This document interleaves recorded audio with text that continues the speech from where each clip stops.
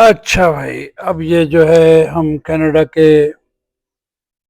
Immigration के फ़ौरन बाद जो है 5 किलोमीटर के, अब यहाँ से किलोमीटर शुरू हो गए माइल्स के बदले, क्योंकि यहाँ मेट्रिक सिस्टम है।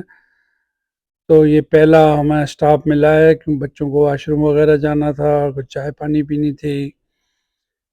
तो यहाँ हम रुके हैं विंस्टर में, और ये जो है बॉर्डर से सिर्फ 5 किलोमीटर के फासले पर है, और ये अच्छा खासा बड़ा शहर है। और इसकी आबादी 2,36,779, 2,36,779 है। और यहाँ पर जो है ये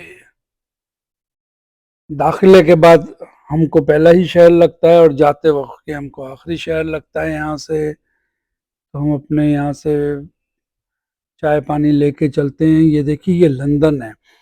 लंदन जो है ये इसके बाद आता है विंडसर के, और ये जो है कनाडा का शहर लंदन। और शुरू में तो समझ में नहीं आया, हम समझे ये लंदन कैसे आ गया यहाँ, लेकिन पता चला कि ये इनका एक शहर है लंदन।